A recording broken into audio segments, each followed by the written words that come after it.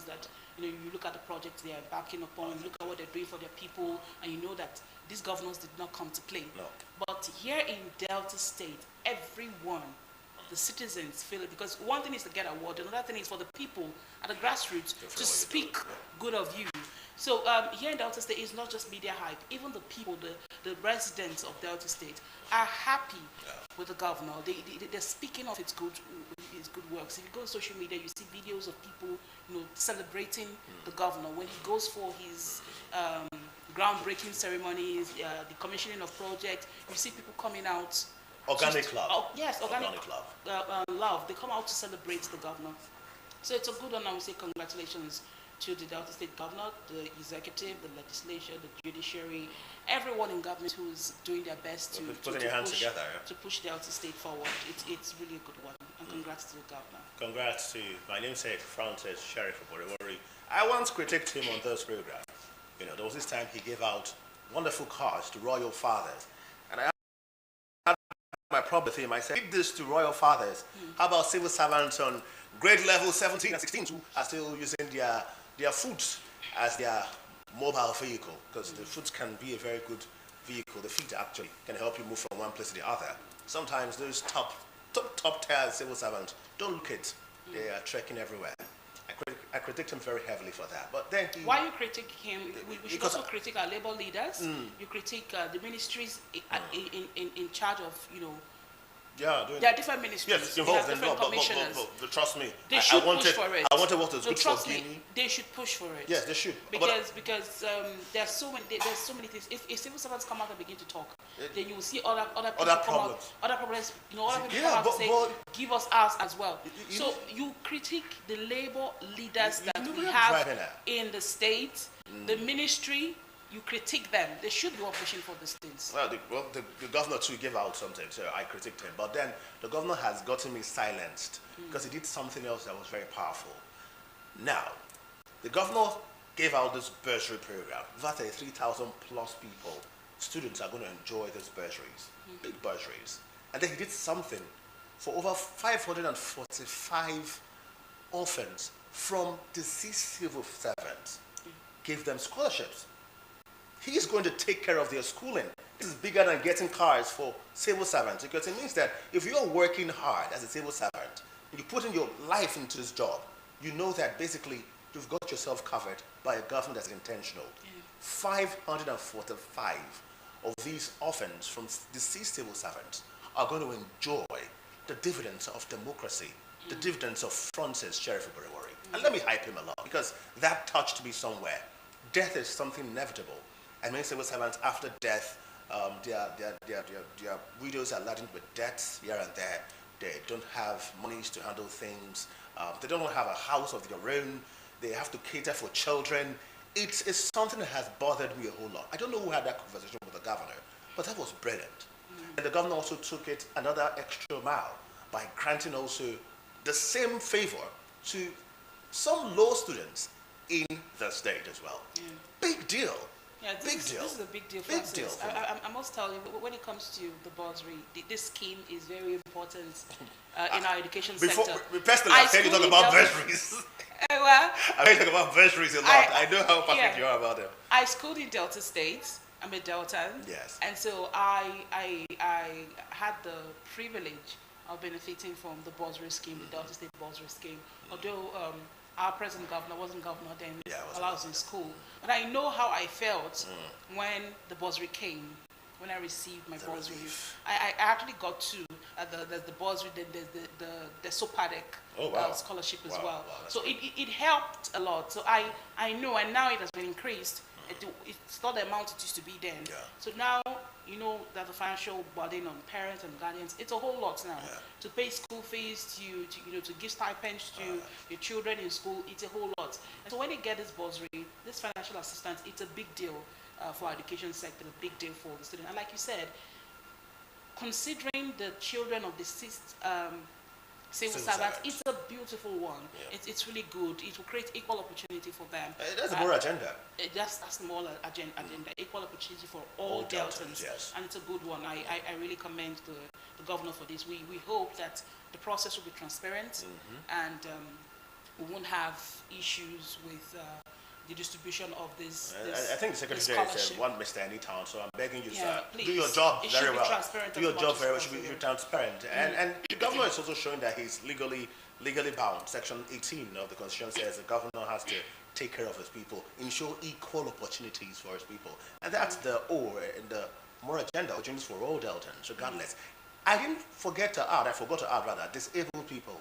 He added them into this plan. So that's opportunities for all Deltans. And that's quite a brilliant thing. So salute to the governor of Delta State. If you go to Lagos that has over 17 million people, the government of Lagos has a bursary that handles over 9,000 people.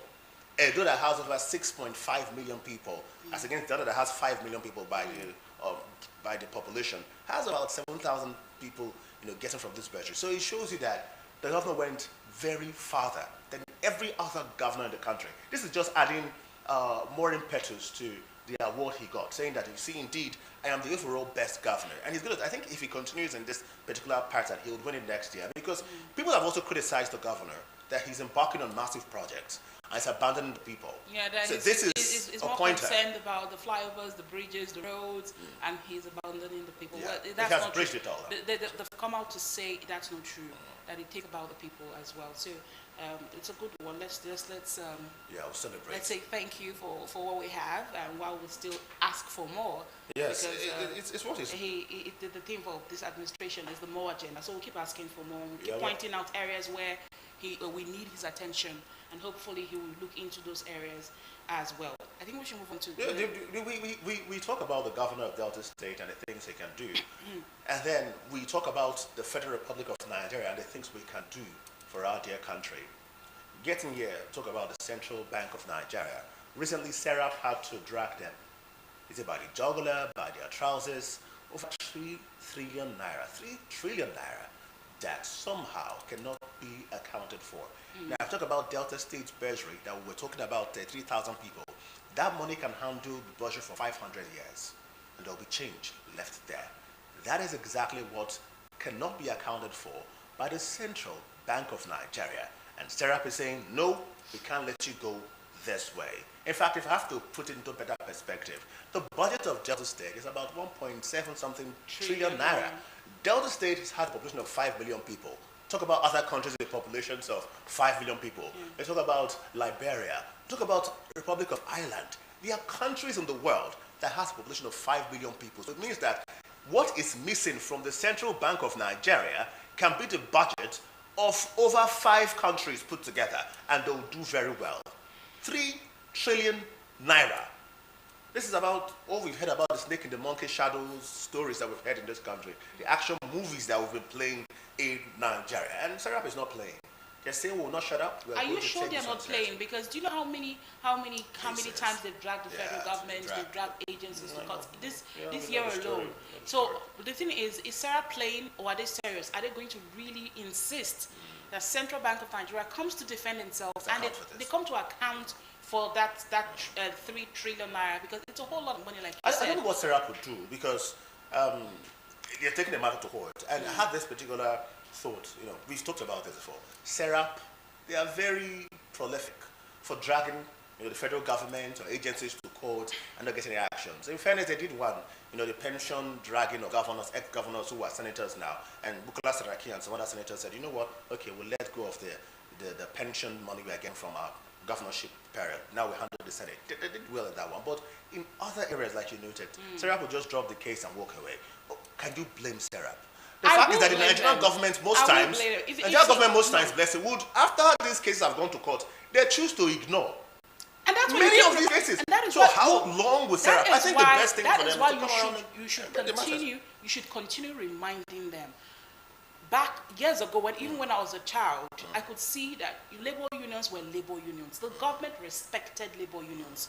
No matter how long it will take them, they will fight for a particular cause. Yes. And if you go to court, the court is delaying. You keep insisting. You stage peaceful protest. You keep reminding the federal government that this issue has to be addressed. You don't give up. You're a pressure group, aren't you? Listen, you're a labor union, aren't you? So you have to be a labor union. You have to keep pushing and pushing, but away from Serap, this just shows that there's a serious issue in our country, Nigeria, when it comes to accountability and transparency of our public finance management. Yes. There are monies, there are loopholes where billions and now trillions of naira are just going into. We can't account for the money. They're raptured. Like you said, the budget of Delta State, a whole state, is about 1 trillion naira. 1.7. And the CBA cannot account for 3 trillion naira. Where did that money go for?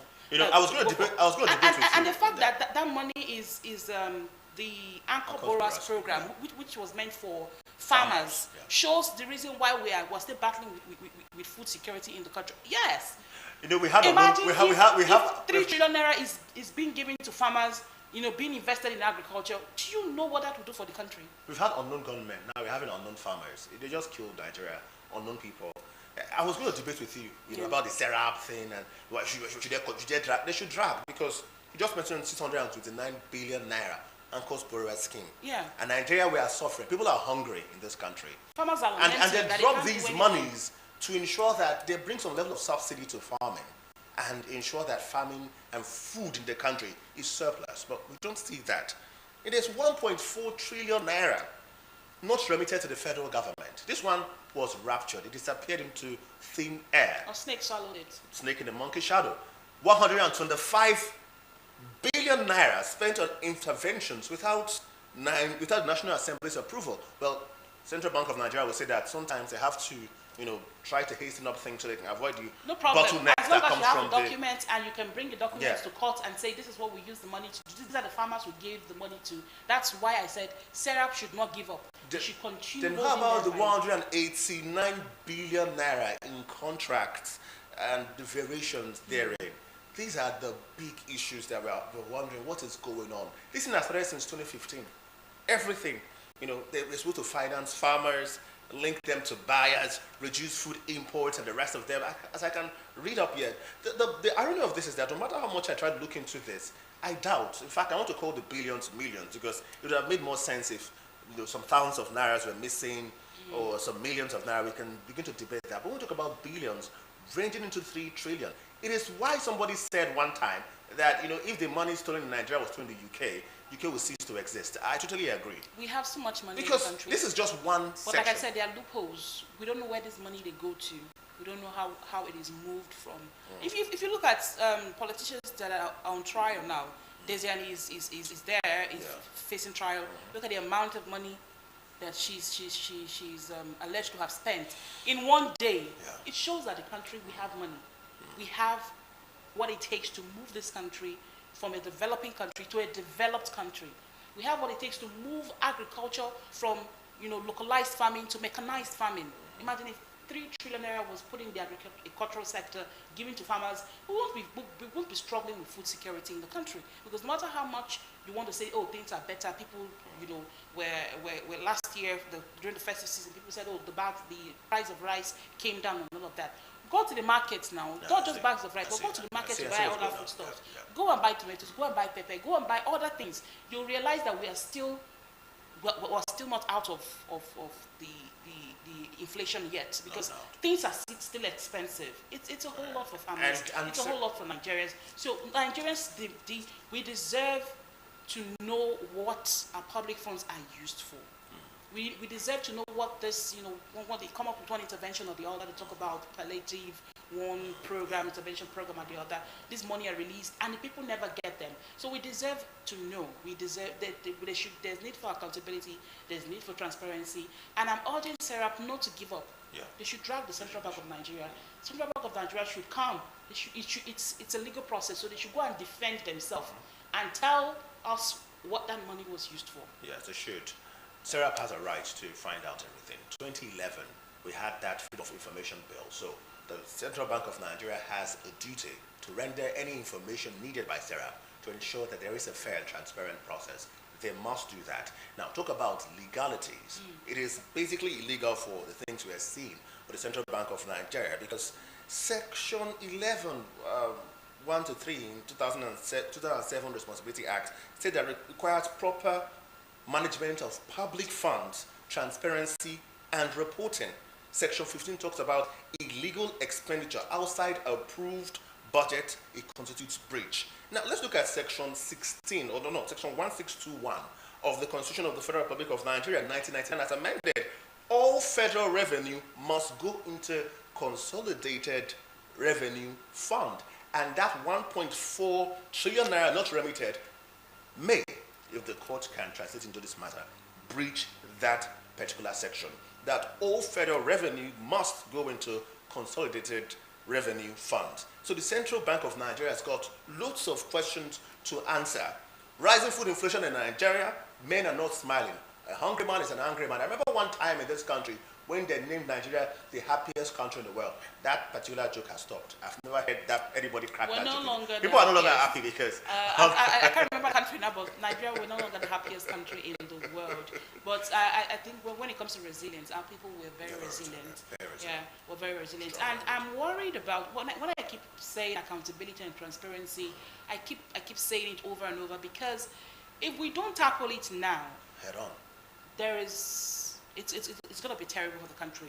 People will come into politics knowing fully well that they can steal billions of naira and they will not be held accountable. They know that they can come into offices as head of ministries, heads of MDAs, and they steal money, and they know that even if Serap talks, Serap can only Serap can't bite them. Yes. It's terrible for the country, it's terrible for politics, it's terrible for governance, and I wonder where also, people come in and you're coming in, you already have your plan.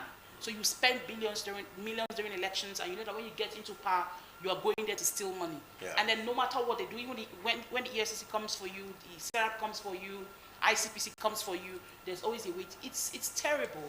It's really terrible. Our younger ones are watching what our politicians are doing now, and they are coming up with that mindset that politics is very lucrative business. Very lucrative. Go into politics and you make money. If the ICPC, it's not good. If the ICPC sees the dailies every day, they should be bothered about the story.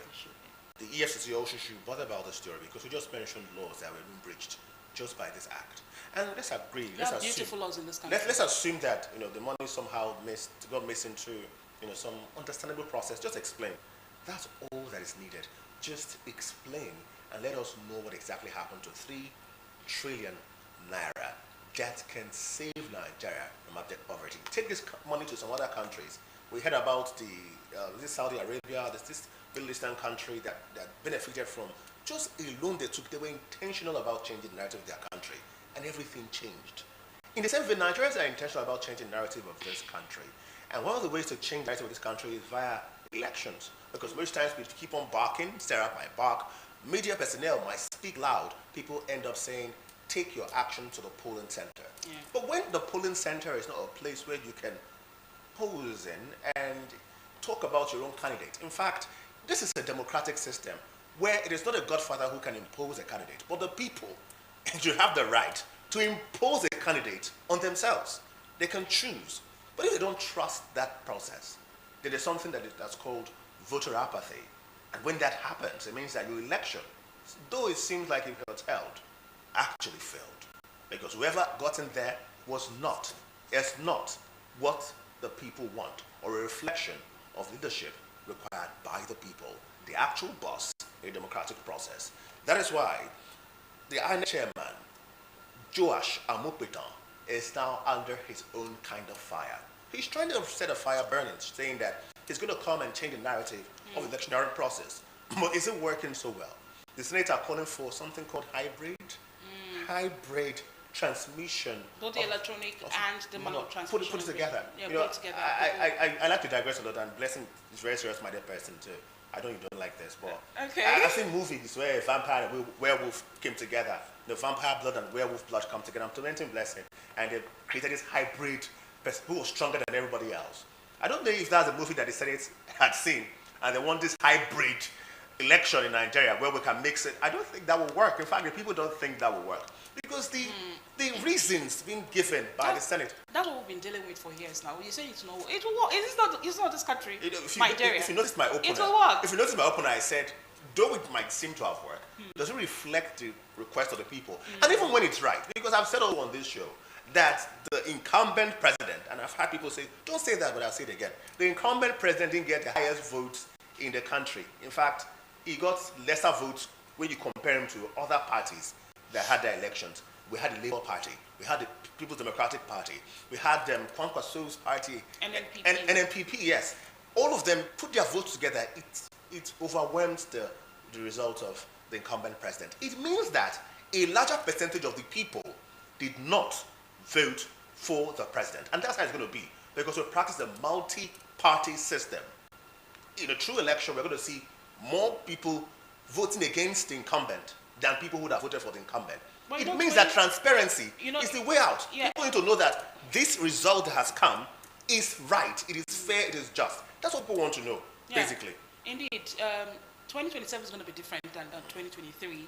We're seeing more governors moving to the APC. Yes. So the elections may just be between the APC and the ADC.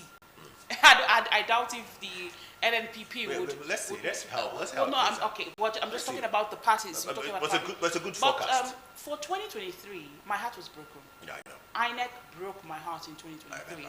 So in 2026, ahead of 2027, I really don't want INEC to be talking and telling us they're going to improve technology, they're going to give us this, they're going to give us that. I don't want them to be talking. I want them to be working towards doing that, because the biggest challenge for INEC now is to build trust. Yeah. The people no longer trust INEC, no longer trust anything that comes out of the INEC chairman's mouth. Though we have a new INEC chairman, but what he should be concerned about is building trust. And so we don't want to see these headlines. We want to see you working to make sure that in 2027, whatever it is you want to do, whether it's hybrid, whether it's electronic, whether it's the manual, it is transparent. Yeah, that's the point. Transparency is very key for elections. That's what I want to see. And so we want to see reduction in electoral fraud. We want to see a speed up in transmission of results, because that's what we battled with during 2023 elections. I remember INEC officials coming late. Some INEC officials saying they couldn't transport the materials to polling units. So we really want to see them put their acts together.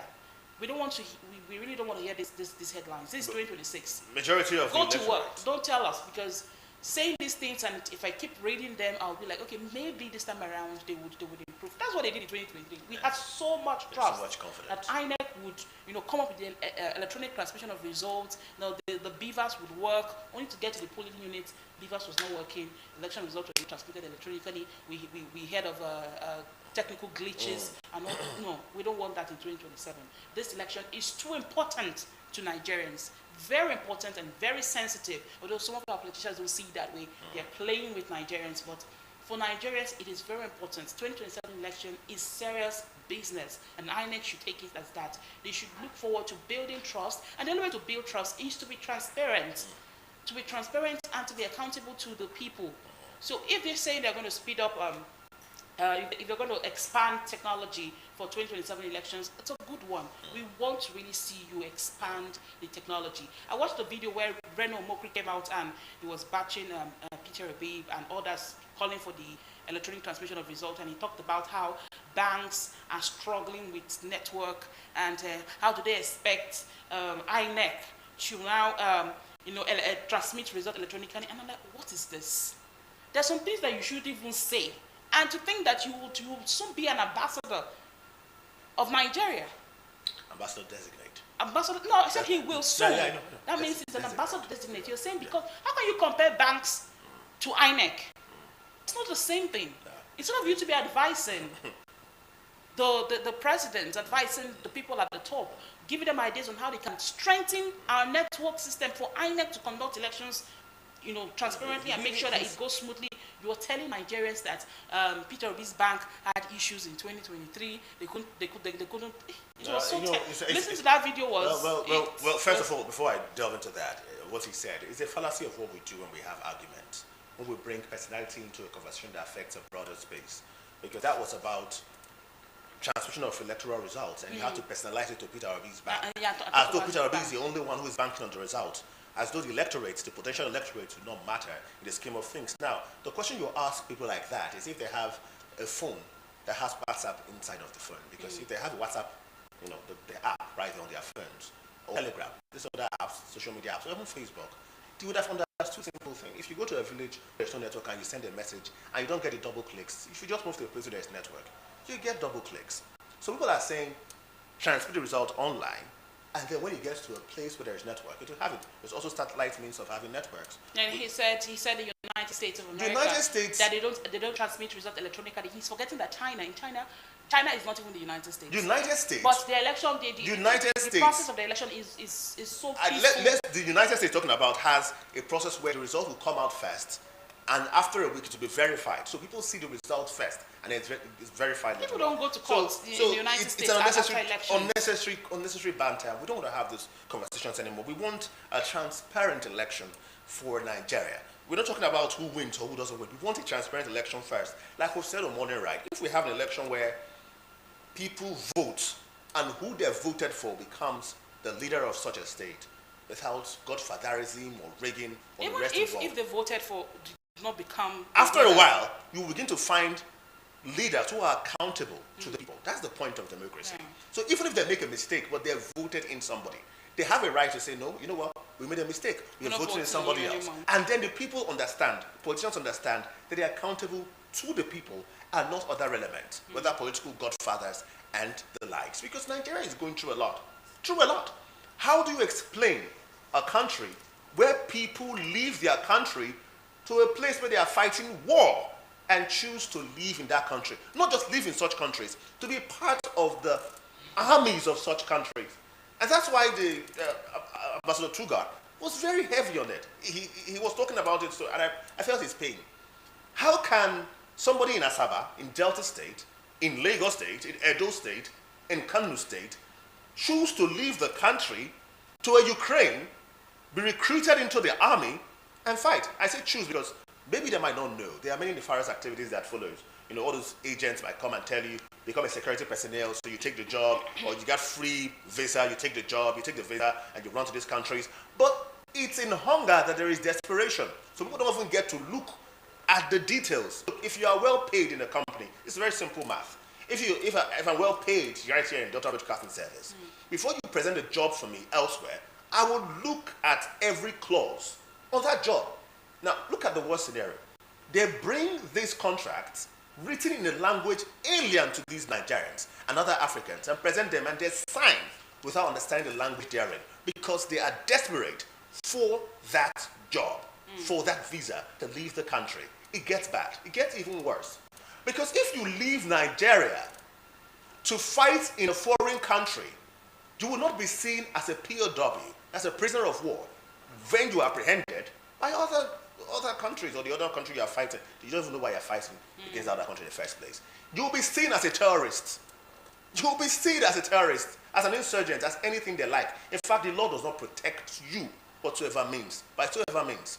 We've had the country suffer from things like human trafficking, where people go to do domestic labor, and we had problems with that. We complained. Commercial sex working, it really hurt me a lot. We heard about the Italy rumor back then.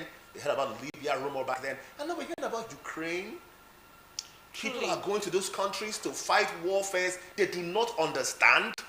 And they are putting them on the front line as human shields in most of these instances. So when you get to this place, despite the lucrative job or the big sum of money that you might get, you might just be the first person getting the bullet inside your head. Indeed. This is a growing security and economic concern, right? Yeah. And it's a good thing that we're creating public awareness now. We need to create the awareness and let Nigerians know that there are illegal recruitment platforms that recruit these people to countries to fight for them. Yeah. It's not legal. So you have to be careful before you sign, before you append your signature on any documents, before you make plans to leave the country, to go to another country, to join the army and fight for them. You have to be really careful.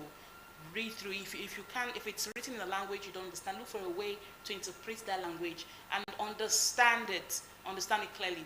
But the question is, why are these people leaving the country to go fight for them, get in the mix of the conflict and fight for these countries? It's because of what's happening in the country. Poverty is pushing people out of the country. Unemployment. There's no job anywhere. And so what do you expect them to do, to fold their hands? So the federal government, while they're creating public awareness and telling Nigerians not to go out there to join other countries to fight, they should also create jobs for Nigerians. They should create a better living environment for Nigerians. They should create jobs for the youths. Because so many people don't even want to hear. They don't even care. when I speak to people and they tell me, oh, I'm making plans to travel, I ask you, what are you going there to do? Are you going there to school? If you're going there to school, no problem. Do you have a scholarship, or are you going to finance? Do you have the money to pay for your tuition fees? But many people don't even know what they're going there to do. Their concern is, let me leave this country. When I get there, I'll figure it out. It's very risky. It's a very risky step for you to take. So please be very careful. But for our government, you can see that the whole world knows that something is wrong. Something is terribly wrong in the country. And so they are taking advantage of our economic issues, our economic challenges here. They know that Nigerians want to leave the country. They know that, we don't have jobs here, we don't have money, we can't take care of ourselves, and so they just take advantage of these people, these vulnerable Nigerians, take them to their country, and like Francis said, put them at the war front and use them as human shields, and these people die fighting for another country. I'm trying to be less emotional about it because it really hurts me. Knowing I know many people who have traveled out of the country. If we're in a country that has about 250 million people, and then 133 million people in this country are poor, yet we have the richest black man in the country, we should be bothered. The gap between the rich and the poor it's unexplainable. You can't even inexplainable. You can't explain exactly what causes this, if not corruption and poor governance. So it has to stop, really. If you must handle security, social security must be given credence. Indeed. You must pay attention to that. Yeah. And then if Ambassador Tugar is making this statement warning Nigerians, perfect, good, excellente, beautiful, I love it. But like you said, we've talked about poverty. How about those who are even doing the recruitment? Where is the DSS? Is the sole job of the DSS to chase an El Rufai or chase ex-governors? Can't they make investigations when ordinary people are dying? Can't they begin to investigate those recruiters? Name them and ensure that justice is served so that those who might want to, because Nigerians are even the ones, the slave master period was a real thing, where blacks sold fellow blacks. And that's what's going on now, because in Libya, we're talking Nigeria, there are other countries in Africa that's involved in this, indulging in this. There's Libya, there's Somalia, other countries. If we are talking about this, our own brothers and sisters are the ones even doing this recruitment process in a very fashionable style. You need to see the graphics done about these jobs outside the country. You need to see these things popping on your screen every now and then. It looks very authentic. It looks very inspiring. You see these people looking very rich and comfortable, telling you that you can be comfortable outside Nigeria, and the DSS keeps chasing ex-governors. No, they should chase them, but at the same time, they can do one thing and that's and one something thing else. about the United States presidents that I like so much, despite the fact that he's doing a lot globally, and many countries like China and Russia, they're wondering why he's acting like the world police. But you see the United States of America, if one citizen, if one life is lost, they take it serious. Especially if that life is lost in another country. Let's say an American comes to Nigeria and that American is killed. They will investigate. They will find those responsible for it. But here in Nigerians, we see hundreds of people being killed in some northern states, Middle East, and nothing is being done. And then imagine 4 Nigerians, I read a report about 4 Nigerians who lost their lives fighting for another country. They don't even know why they're fighting. So like you said, the DSS, yes, like they should go after ex-governors if they commit crimes. But in this case, this case where there are illegal platforms, illegal recruitment agencies, recruiting Nigerians to go out of the country to get involved in wars and fight. Other exploitations, even this domestic. They should investigate and make sure that those people behind the recruitment agencies, they are apprehended and they face the law. Because this is, like you said, it's modern day slavery. Selling out your brother to other countries for them to go get killed. It's terrible. But at the same time, the federal government needs to address the root cause of the problem. Because if we have good jobs here, our doctors won't be leaving, our nurses won't be leaving. Then imagine a man who doesn't have a job at all, who doesn't have a source of livelihood at all. He will go anywhere. He would do anything. He will sell anything to make sure he leaves the country to go get a job. So we should address the root causes of this problem. We should address those root causes, really. I said earlier on, 6 out of every 10 Nigerians are basically poor, and that's a terrible thing. Here in Delta State, the governor did the bursary program where at least 1 in every 10 Delta family would have the right to enjoy the bursary. That's a great thing. And I think that's what the country should begin to mirror. Things like this, projects like this that could act in a way that saves everybody. projects too that are standard. When we talk about bursary, I was just thinking, but I'm glad you brought the report back. You know, why don't we have a federal government scholarship scheme or they do have bursary scheme for students? Like I said, while I was in what school, the federal government does I got is the SOPA. NELFund is a loan. Loan. You give loans to students. I'm not talking about loan. I'm talking about bursary. That's where the governor of Delta State has to step up. Exactly. Federal government should come up with bursary scheme for Nigerians. Every Nigerian schooling in the country. And it should be if you are a serious government, you know that of the NELFund, when they you are giving them loans. You know, this is a very sensitive issue that I feel like it's going to take a lot of time if we really look at it critically. But you're giving the students loan, good, so that they can pay their school fees and go to school and get education. It's a good one, because education is the best foundation you give to a child. Yeah. But after that child graduates, I hope there are jobs waiting for them so that they can begin to work and begin to pay back the loan. Me too. I just hope that they have jobs waiting for them. That's the thing. I hope so. Or if you are going to break the process and fast track them getting jobs, so that those who have had their parents pay their fees will now be the ones in a disadvantaged position. When you teach them skills when they graduate, then you give them it's concerning, basically. It's a starter funds, they call them, so that they can start their businesses, and when they make money, they can. But because I'm saying, you know, this is like leaving one problem to create another problem. If we are saying that, you know, after NELFund they should get jobs, we'll begin to find the federal government intentionally favoring these people as against the contemporaries of these other students or ex-students now in getting jobs. Meaning that they'll begin those to students give them who did not take loans. Yes, start-up parks, no, give them a soft landing. The graduate that has loans to pay and the graduate that doesn't have loans to pay, of course, the ones that have loans to pay should be considered. That is a problem, another problem its own. So if I struggle to take care of my child, spend all that money, my child will be at a disadvantaged position in getting a job in this country, and they might even consider traveling to Ukraine to fight. I'm trying to say that we should have enough jobs for our graduates. We churn out graduates every year. You know, this year alone, I saw the matriculation ceremony at oh my Lord, at Dennis Osadebe University, DOU. It was crazy. The traffic was something else. Yes. So you could see how many students matriculated, and that same amount of students would graduate someday. And when they graduate, well, where are the jobs? So we should have jobs for Nigerians. We should create jobs for our youths so that they'll be able to pay back the loan. But I'm actually pushing for bursary scheme, a federal bursary scheme, no matter how small. You know, give this money to the children, and it will help them. It will go a long way. I read this in about other countries where doctors, people study medicine and some other courses get free education. I'm trying to remember the particular course, you know, and it was shown that that's a way to ensure that that particular line of studying. Okay, I think PhD level, where PhD level students are given free access to research, because a PhD, but it's not like that in Nigeria. It's into research for the good of the country. Except Nigeria, where we have to pay monies to do our own PhDs. Yes. Research for the country. Listen, I know you're hurt, but it's okay. It's okay.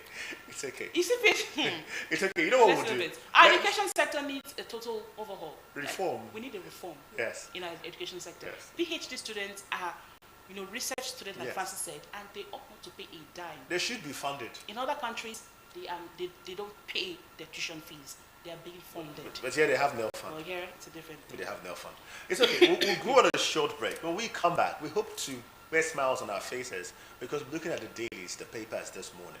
Although, as we looked at some of the trending issues this morning, we had a smile on our face about my namesake, the governor of Delta State, Right Honorable Francis Sheriff Oborevwori, the great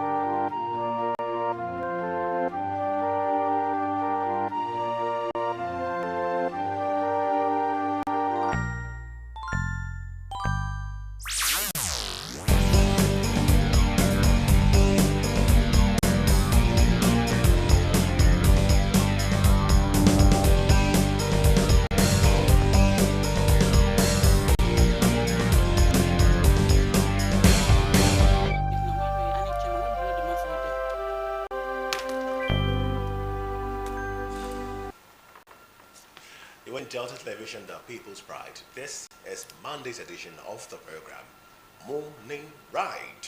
It's now time for us to drive into the stories making the front pages of our dailies this morning. Several of them. The Punch, Daily Times, This Day, Nigerian Tribune, Daily Sun, New Telegraph newspaper that awarded the overall governor of the year, the Guardian newspaper, and many other papers this morning. We shall look at them one by one after the other. So we start first with the Punch newspaper and see what's making the front page of the Punch newspaper this morning. On the front page of the Punch newspaper says, emergency plenary. National Assembly moves to shift presidential poll to February 13. The writers here says, Senate, House recall lawmakers from recess again. Another one says, to review 2006 electoral bill again on Tuesday. Then finally, presidential poll to hold earlier over Ramadan overlap. Those are the writers to their story. I'm wondering, February 13? We heard February 16. We'll move on to other stories here. At the bottom strip, Tinubu's Adamawa visit reignites Fintiri's defection rumors. On page 8. On page 7, insecurity, lawmakers split over Ndume's support for U.S. troops deployment. Then on page 8 also has Kwankwaso returns from India trip amid U.S. sanctions threat. Those are the stories making the front page of the Punch newspaper, but at the top strip we have this final one. It says, ex-INEC chiefs demand real-time result transmission as NAS panel meets.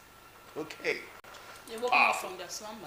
Powerful story. I wonder why they didn't have push for it or demand for it when they were INEC chiefs. Well, better. All right, let's move on to our next paper.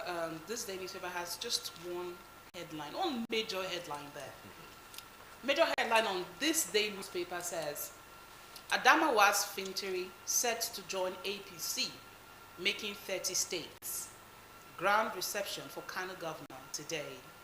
All right. That's on page 9 of this day newspaper. 30 states under the APC. And just imagine, you know, that's why I told you, I said I foresee 2027 being the election being between APC and the ADC, because we now have 30 state governors in the APC.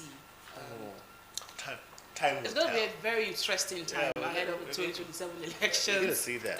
But he says to join APC, and there's going to be a grand reception for Kano State governor today.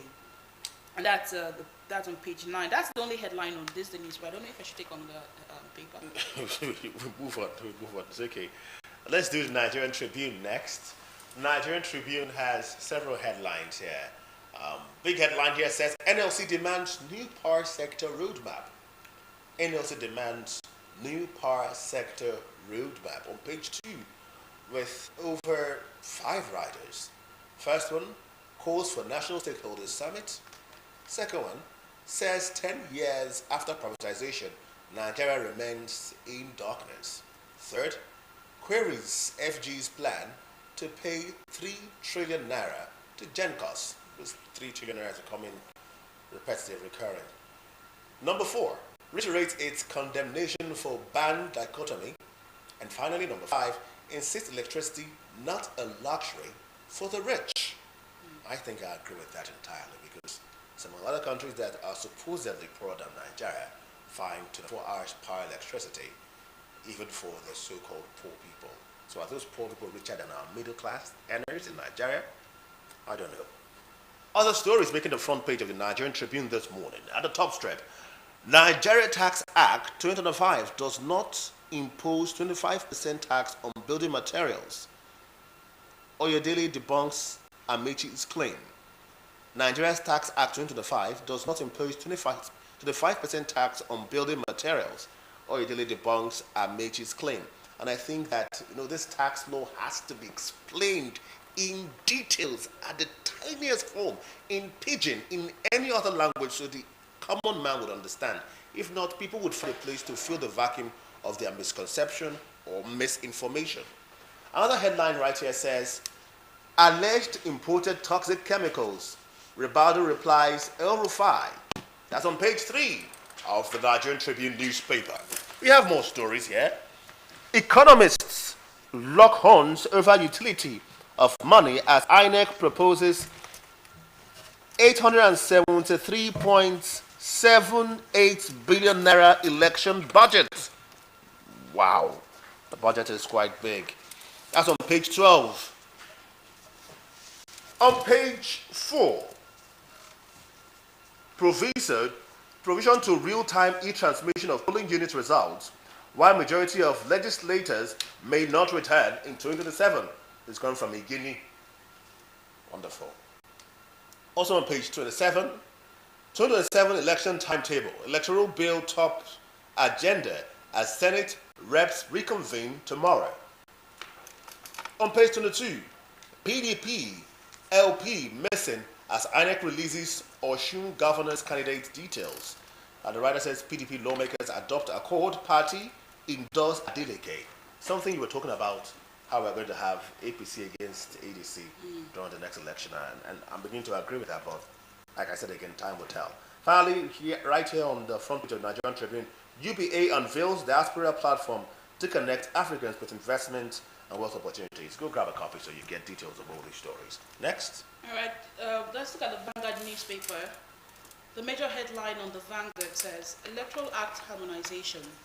Reps under pressure to abandon compulsory e-transmission of results. I don't understand. There was never compulsory e-transmission of results.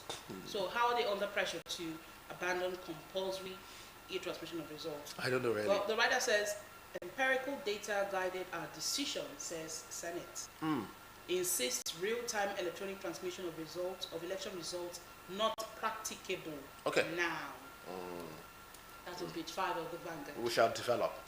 So it's not practicable now. We shall develop. Right, at the top strip, we communicate movement of terrorists to security agencies, but says terrorists can be defeated if discusses massive infrastructure achievements, reveals how state IGR moved from 90 million to over 5 billion in 30 months. That's coming from Zamfara State Governor Dauda Lawal, and that's on page 12. On the bottom strip, we have El Rufai, Ribadu, Bika over alleged importation of poisonous substance. That's on page 9.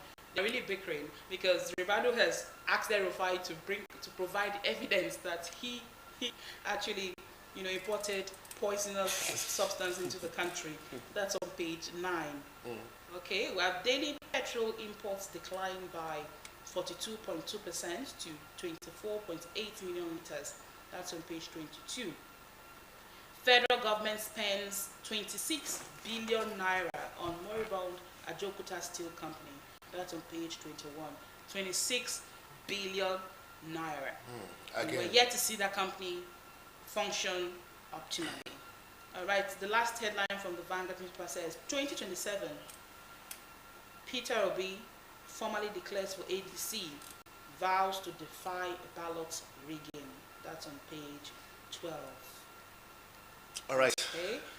All right. That's it. That's all we have in Vanguard. All right. Next, the Daily Sun newspaper. The Daily Sun newspaper has the big headline: Labour furious over 3 trillion naira bailout plans for power. The writer says claims money moved to settle the boys ahead of 2027. Demands reversal of privatization. That should be the conversation this morning. At the top strip, we have 2023 mistake won't repeat in 2027. It's coming from Obi. The writer here says, step down for Tinubu. It is not Southeast turn. Coming from Umahi, Minister for Works. Other stories making the front page of the Daily Sun newspaper. ADC knocks Tinubu for attending fishing festival amid escalating terror attacks. Well, I heard he had strong conversations and strong statements against terrorism in the country during that festival. That's on page 6, by the way. On page 26, insisting on real-time transmission will plunge Nigeria into crisis. Coming from the Senate. Very caring Senate. On page 29 or thereabout, I can't see it so clearly, but the story is quite clear for me. Cross River listed as oil producing state as federal government's interagency committee submits report to RMAFC. Finally, on page 29, 5 killed, 4 injured in Ebonyi mining collapse. Those are the story making the front page of the Daily Sun newspaper this morning. Next is the New Telegraph. The New Telegraph. Why are you so emotional? It's my paper right now. All right, the New Telegraph newspaper has this major headline. Terror war. First batch of U.S. troops, military aircraft, touched down in Nigeria. The riders, 5 planes bring in equipment, ammunition. Troops dislodge terrorist syndicate in Katsina, Allah. Recover arms, ammunition. Police launch aerial surveillance in Benue. MacBan debunks terror links, urges diplomatic intervention over U.S. bill. That's on pages 4, 28, and 29. There's so many headlines. Okay, at the top strip we have NBS. FDI inflow surge 123.5% to $565.2 million. State's failure to publish approved budgets raises serious concerns. That's on page 20. Okay, Reps emergency plenary, real-time transmission, seats for women, top agenda. Why Oboriwori dedicated 175 billion naira to grassroots development, over 16 billion naira to healthcare by Amiago. That's on page 7. Obi to Nigerians, stop addressing looters as excellencies, honorables. Okay. Let's just get to the studio. I think the conversations are. I think the headlines are a lot now. I think there are a lot for us to treat because right here in the house is a wonderful comrade, one who would hear his voice after a report from the government house. Our own Ejime Udweme, one of our own. That's how he likes to call it. Ejime Udweme. If you listen to him on radio, that's the way he identifies himself, Ejime Udweme. It's good to have you right here, Ejime, the son of Udweme. Yeah. Let's look at the papers today. The Daily Sun is included. Other papers. New Telegraph, which has become my now favorite newspaper. Blessing says I'm emotional, but if you award my governor the best governor of the year with proper indices, then I'll give you all the credits and all your flowers. So take it, New Telegraph newspaper. But let's look at other headlines here that are really, really striking our fancy. First, let's talk about power, not political power, because I'm talking about politics all day long. But the electrical power that we have been seeing in this country, Nigerian Tribune has it this way. NLC demands new power sector roadmap. Simple and short, but with several riders here. They call for National Stakeholder Summit. They say 10 years after privatization, Nigeria is still in darkness. There's another people that talked about leaving privatization and returning to the status quo before privatization. There's queries FG plans to pay 3 trillion naira to GenCos. It rates its condemnation for banned dichotomy in city electricity is not a luxury for the rich. The funniest question and the smartest question to ask after you talk about electricity in this country is, do you have lights now in your house? And if you even have light, how often is your light in your house? What kind of bills are you paying? Do you trust the electrical transmission process in this country? Before we talk about electrical transmission, let's talk about electrical transmission. Do you trust it in this country? Ejime, son of Udweme, the floor is yours. Okay, I want to state here that the issue of power, darkness, failure of government to take the right step as far as power reform is concerned has always been a recurring decimal. Judging from the fact that when you talk about insecurity, you talk about underdevelopment, the first thing that has always confronted us as a nation is the issue of power. If you go to rural and urban areas, they are the same, due to the fact that darkness has pervaded the whole place, and a lot has been done by government across board towards ensuring that the issue of power is addressed. One thing that you must give to the administration of SY President talking about Olusegun Obasanjo was the fact that when he came into office, he saw that we had myriads of challenges, and he looked into the communication sector and came up with the issue of telecommunication. And today we have GSM. We can communicate from everywhere, irrespective of the fact that INEC is saying that we don't have network everywhere. If POS can work in the creeks, can work We're going to get there. Can work in the camps of the insurgents, I wonder why they cannot transmit results as at when we wanted it. Let's look into the issue of power. Upon assumption of office, or prior to the 2023 general election that brought our incumbent president on board, he was bold, he was pragmatic, he was emphatic, he was assertive, by way of telling Nigerians that if in 6 months I'm not able to address the issue of power, you people should not re-elect me. I think that that word will haunt Mr. President if nothing is done about the issue of power. Power brings about decline in crime. Power brings about all-round development, because whether you like it or not, irrespective of where you reside, power is a sine qua non. It's something that you cannot do without. And Nigerians have been groping in darkness.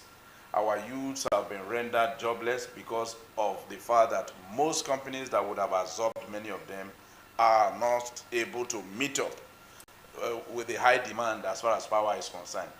And the worst aspect of it all is that in the midst of this darkness, the so-called BDC and so many other gencos, they are busy collecting money by virtue of the fact that you have electricity wire run across your fence, run across your roof. At the end of every month, you pay dearly for what you didn't use. To me, I see that as a broad daylight robbery. If Mr. President wants to remain in office beyond 2027, I want him to look into the issue of power. It's not a rocket science. If Nigeria as a nation is able to give power to neighboring countries and they are enjoying 24 hours light, I wonder why we, who are the source of such light, not being able to enjoy same. So it's a big question that is begging for an answer. And if any government wants to take over from the incumbent, they should be able to tell Nigerians what they can do to ensure that darkness come to an end. Okay. Now a quick question. Do you think that privatization of our power sector should be reversed? Because that's what the Labour Union is calling for. The Daily Sun has as a major headline, Labour furious over 3 trillion naira bailout plans for power.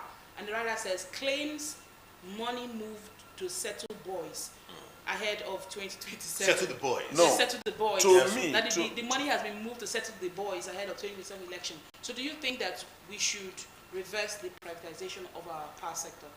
Privatization of the power sector is the way to go. But what I stand for is the fact that these ones who are on board should be scrapped and let nobody come on board. Because these ones, to me, they are being owned and run daily by politicians. And what do you expect from politicians? So we need a new crop of private sector drivers to be in the power sector for us to have constant light. Okay. For Labour to say it should be scrapped, if you scrap it, if you reverse it, which side are we moving to? Back to the government. No, that will not work. Government is not a good manager of any business. But is it not the same government that is giving power to other countries? You mentioned that, how can we be giving electricity to other countries? That is the lacuna in governance. Because one is for you to, just like a place like DBS now. Do you compare DBS and the way Channels is running? If it was Channels, when you have an immediate challenge, it's attended to urgently and it's addressed, and you to keep you in business. For me, people still see government business as nobody's business. Not until you delegate it to one person to say you are in charge of this, and it will work. Because like if government was, look at the issue of NITEL.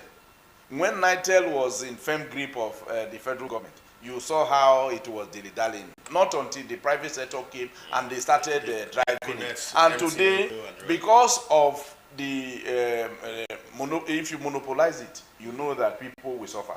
When they threw the door open and so many persons came, when it was only MTN, we saw how Nigerians, you get to a spot where they will tell you that if you don't buy a recharge card now, your number will be bad. But when Glo and others came, the price of, I bought my MTN number that I'm still using till today for about, is it 27,000 naira? A time came when they were selling it 100 naira. A time came they were giving it out to people at free of charge. So today now, we know that Nigeria as a nation, if we still want to go further in this power sector, there is also need for the federal government to invest into the solar power angle of it. Because in my house today, I use solar power. I don't even need public source of power because of the incessant failure. You pay for what you don't see.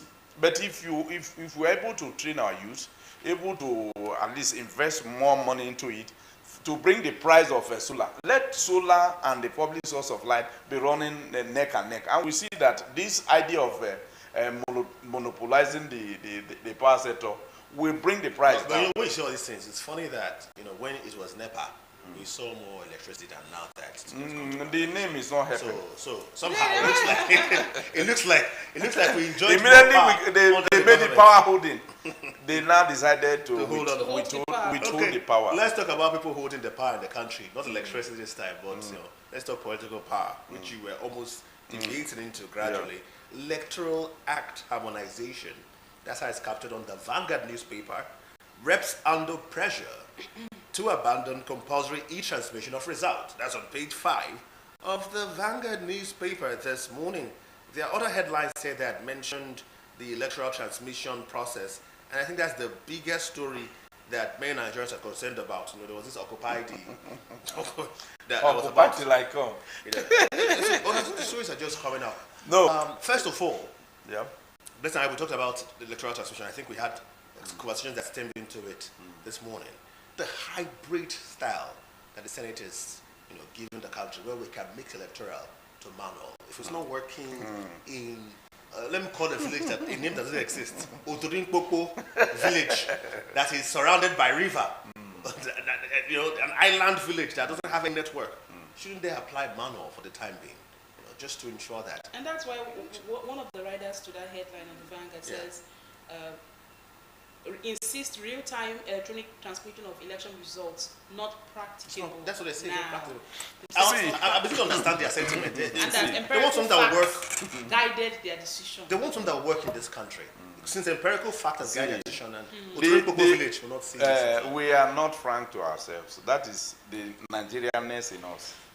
If the senators, the members of the House of Reps, governors, House of Assembly members, council chairmen, and others, if you are sure of yourself, you will even be happy for them to introduce electronic transmission of results. Let it be done electronically.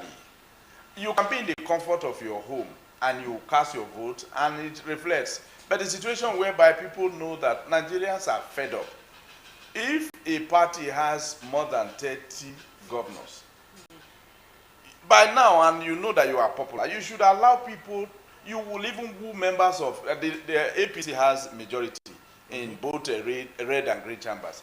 They should be able to, the Senate president should be able to come out to say, okay, we are in support of electronic transmission of results. Even go further by way of saying, Nigerians in diaspora, you can participate in this election.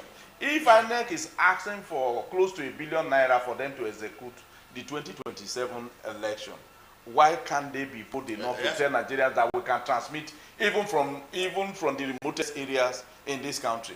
That is a mere fallacy for you to tell us that you want to juxtapose if electronic system does not work, we fall back on manual. And you know what Nigerians can do. You will be surprised that even in Abuja, they will tell you that there is no network and they want to go manual. Where you have an opponent that has a stronghold there, you want to rely on a manual. Midway into where they are going to now drop the result, they will alter the result sheet. Who will question them? So if it is not electronic system of voting, electronic transmission of result, I feel that INEC as a body should be scrapped if that cannot happen. Okay. Because we now know that if you want to decide who wins an election, from councillorship to presidency, it is only the court that decides. Okay. Let's hand over everything to the court now for them to do. Let's be very objective here. Yeah. Look at the situation in the country. What is the situation? No, the network issue. If POS can work everywhere, why can't we translate all those billions of dollars that we are budgeting for this to get the best? We can use satellite. If POS is working everywhere. Yes, even in the creeks, the bandits are using POS to transmit to move money from one point to the other from the Sambisa forest. But they are not frank to themselves. Of all that they did in 2023, how were they able to convince Nigerians to come out in their numbers to vote? They told us that it was going to be transmitted, that people should watch out for their portal, go there and monitor results. And at the end of it all, it was not done the way. Do you think that this whole concept from the Senate is self-serving? Yes, they know that many of them, 99% of them cannot. Somebody like Uzo Kalu, let him go and buy form that he wants to come back, where women are already going naked on the street to swear for him. An Igbo lady or Igbo women in their numbers coming out nude to swear for you. He should go and be selecting the type of coffee he wants to be buried with. Okay. All right, let's move to another headline there before we talk about more coffee. This morning. Let's check on that. If you are sure of yourself, Nigerians want, if internationally, you know our image has been battered as far as our democracy is concerned. This would have been the best time to correct it, knowing fully well that the police of the world is watching. We don't want what happened in Venezuela to happen here. A situation whereby Mr. President and the wife will wake up one day in the White House. What are they doing? Because the election was not properly organized. I don't think that will happen again. We know that the First Lady has been seen as a very wonderful woman by the President of the U.S. What indices was used to? It's not by verbal expression. Now Trump said that. And then also, now on the news this morning, we hear that the U.S. troops, they are... Yeah, I was just about to bring out that headline. So bring out the headline. Terror war. On the New Telegraph newspaper, major headline says, terror war. First batch of U.S. troops, military aircraft, touchdown in Nigeria. What are our people doing? You've been calling for this. On radio, you've been calling on President Donald Trump to come. And now they're here. And this is the first batch, just the first batch. I think over 200 soldiers were brought to Nigeria. And the writer says 5 planes bring in equipment, ammunition. All right, troops dislodge terrorist syndicate in Katsina, Allah, recover arms and ammunition. Police launch aerial surveillance in Benue. MacBan debunks terrorist links, urges diplomatic intervention over U.S. bill. Yeah. You know, when I see stories like this, I feel it's a good one, right? But I feel bad for our security situation in Nigeria. Yeah. The U.S. coming to our aid, like, you know, they're our big brothers, and we can't handle our internal affairs, our internal security affairs as a sovereign nation. Yeah. Now the U.S. is coming in to help us deal with our security challenges. I don't feel good about it as a Nigerian. We've not been frank to